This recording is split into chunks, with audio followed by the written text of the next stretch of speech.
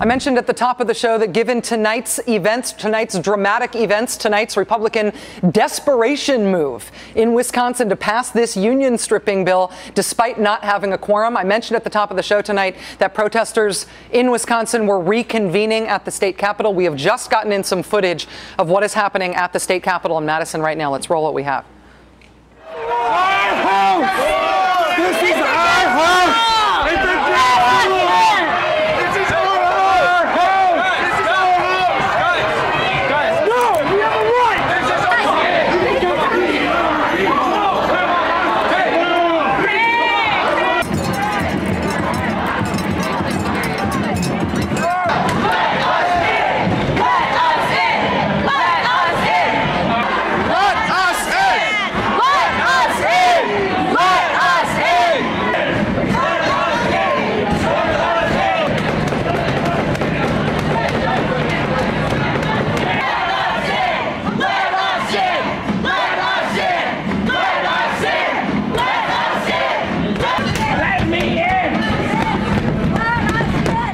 We just got that footage in tonight from the state capitol in Madison, Wisconsin. Joining us now in studio is award-winning filmmaker Michael Moore, fresh off his own very well-received barn-burning speech in Madison this weekend.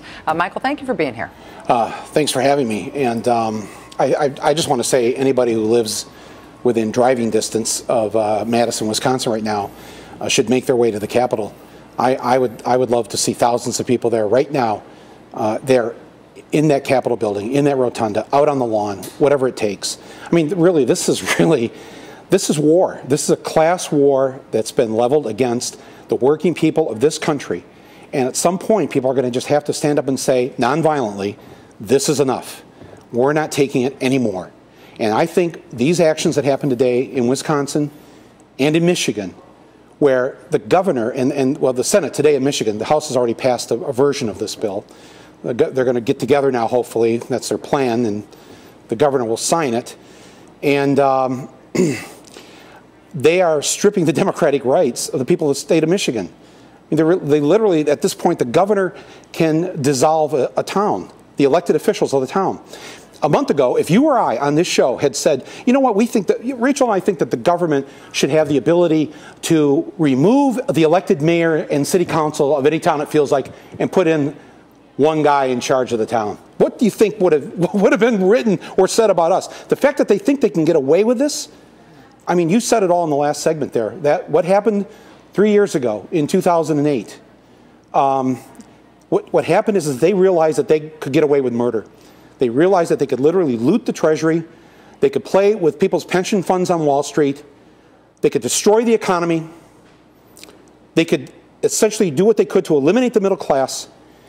And there would be no response from the people. There would be no revolt. People would just take it, and people took it. People have been taking this now for about 30 years, ever since Reagan fired the air traffic controllers, and we should have stopped them then. We shouldn't have crossed those picket lines. People shouldn't have flown those planes. And once they saw they could get away with that 30 years ago, bit by bit by bit, right up until 2008, and that was the big enchilada for them. And they got away with it. People didn't do anything about it. None of them went to jail. None of them are in jail for this theft. And so it comes now 2011, hey, why don't we just vote to just take away people's democratic rights? We can just eliminate the mayor of a town. We can just dissolve a school district. We can, in Wisconsin, we can just take away the right of working people to sit down and talk across the table about the things that are of concern to them. They think they can get away with this. They honestly think they can get away with this. And I don't think they will get away with it. And I hope that tomorrow people are in Michigan, are in that Lansing Rotunda, packing that place. On Friday afternoon, the students, I just read this on the internet, the students in Madison, Wisconsin are calling for not only in Wisconsin, but a nationwide student walkout of high schoolers. Last hour of school, 2 o'clock in the afternoon, wherever 2 o'clock is in your time zone, you walk out of that school and call the local media and blog about it and take pictures and get everybody organized. There's going to be a massive student walkout Friday afternoon. Tomorrow in Indiana, 20,000 people you mentioned there, hopefully more at the state capitol. This has to continue day after day after day, and these governors are going to have to step down. They're going to be recalled. They're going to be impeached. They've broken the law. There's no way they can get away with this. How does it make a difference for people to protest? How does it make a difference that student walkout tonight in Madison? How does it translate into it making a difference? It's already made it. Look at the change, just of the polls you've cited. Just in 1 month, the public opinion of the governor of Wisconsin, of the legislature, of our support for unions and their rights, everything has turned in favor of the working people. And it's been because the people in Madison, the people of Wisconsin, have stood up and have been there every single day. And they've helped to turn people around on this. The American people have woken up. And I think that this is, I mean, as I said in that speech there on Saturday, 400 Americans now have amassed more wealth than 50% of the American households combined. 400 people have more than 155 million people combined. Is that the, I'm sorry, that's not the country I live in. I refuse to participate in this, and I'm going to do my part, whatever I can, to get the word out and get people involved. These protests do matter. In fact, this is one of the few times I could say that in my lifetime. Actually going to a demonstration really has made a difference. And people have got to come out of their homes tomorrow in Lansing, in Madison, in Indianapolis, and across the weekend. They're planning a huge rally in Madison on Saturday afternoon. And this is going to continue on in these other states. I have a theory about why protests feel more effective and seem to be more effective on this issue than they have on every other issue that you and I have ever observed or participated in demonstrations in the last 20 years. And I think that is because of the political brittleness of what it is they're trying to do. It's important that these guys, to recognize that these guys didn't campaign on stripping collective bargaining rights. They may have demonized unions, they may have talked about downsizing government, they may have talked about some of these other things, but they didn't campaign on dissolving towns by fiat. They didn't campaign on dissolving collective bargaining rights. And the reason they didn't is because they're unpopular. And they're justifying them now by saying there's a crisis. But all it takes is some political pushback against that, and it collapses. It seems to me it collapses very easily. Yes, and information. You others have provided this information. We're not broke. Wisconsin isn't broke. America isn't broke. We have trillions of dollars in our economy. The problem is that the money isn't where it needs to be. Those 400 people, and the upper 1%, their allies, took that money out of circulation. They took that money, and it's not there anymore. And they're not being taxed appropriately.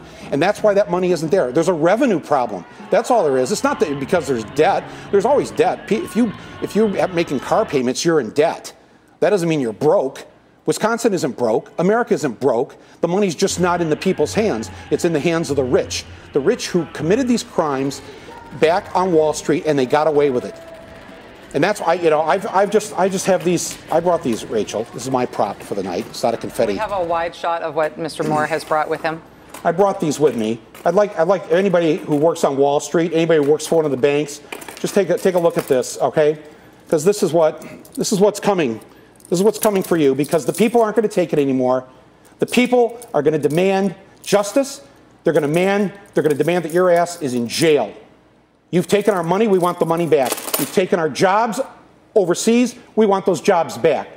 Those are our national resource. Those are not yours to do with as you please. They affect all of us as a society. We have a right to those jobs. We have a right to that money that used to belong to the people of this country.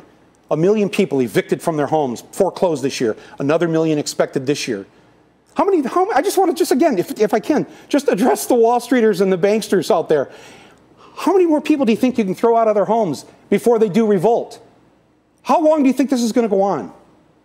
We will be right back with filmmaker Michael Moore.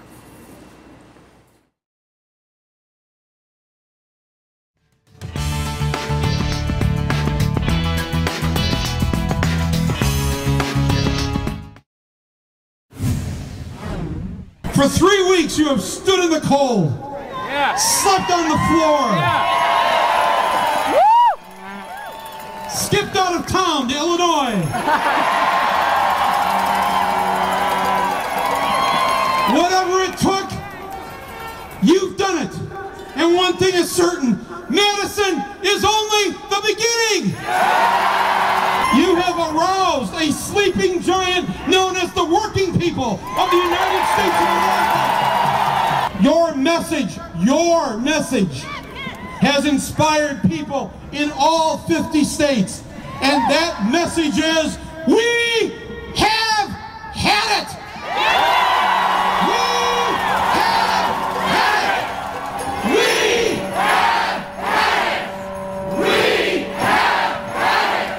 Michael Moore speaking to on the order of 50,000 people in Madison this weekend. Joining us again now in studio is award-winning filmmaker Michael Moore. When you were saying we have had it, were you talking about Wisconsin or are you talking about the country? Oh, the country. I think that this Madison movement has turned into a mad nation. I mean, I think that this is, there's demonstrations, like you said, in Boise. I mean, there's places all over the country where this is going on. And I'm very heartened by this. The people I saw there at this demonstration were not the typical people you see at demonstrations. A lot of people mentioned to me this was the first time they'd ever been to a rally. They've really overplayed their hand here. And you know, the irony of all of this, these things that happened today, on this day, on March 9th, 78 years ago today, Franklin Roosevelt began the New Deal. This was the first day of Congress in 1933, and they began the first, debating the first bill that became, so this is known as the birthday today of the New Deal. The fact that this is going on at this time, and I noticed too when you showed your map, the states, it's mostly all northern states. Because they've already, the Republican Party especially has controlled pretty much the South for the better part of the last few decades. And now they're trying to take that philosophy and claim these northern states. And they will win. They will win if people don't stand up. The good news is that they are really just tools, the Republicans, for this upper 1% that has all the loot. The good news is that there's a lot more of us than there are of them. Yes. So thank God for this great country and this democracy and our Constitution that still says it's one person, one vote. And there will be always more of us than them, but if we don't act, they will take it away. They will absolutely take it away. And, you know, right now I'm betting on the people. Everything I've seen and what I think we're going to see over the next few days, I mean, right now, I just heard during the commercial break, they're in the streets in Madison, Wisconsin, right now. Yeah. They're in the streets. They will be in the streets of Lansing tomorrow. They will be in the streets of Indianapolis. The students will be in the streets on Friday afternoon across the country. This thing is, you couldn't organize something like this. This is the rally I went to, and I just kind of showed up. I wrote that speech actually in the middle of the night on Friday night, and I just thought, you know, I don't have anything to do today. I'm just going to get on a plane, and I just flew to Madison unannounced. Let's see if they'll have me. Yeah, I just thought, and if they won't, I'll just hold a sign, you know. But I'm just going to see if they'll let me read this speech. And this rally, they hadn't planned a big rally that day. A guy on Facebook, 36 hours earlier, had put it out there, hey, let's get together anyways, because we're not having a big rally until the following Saturday. Let's just do this. And almost 50,000 people showed up out of nowhere, not knowing even that I was going to be there. And it was just, and it has this whole sort of, can I say, Egyptian feel to it. It's just so grassroots. It's so from, and it's scaring a lot of people in power, and it should. Michael Moore, award-winning filmmaker, and a man who's been very generous with his time with this show. Thank you for being here. Oh no, thank you. Keep putting that information out there. It's so vital.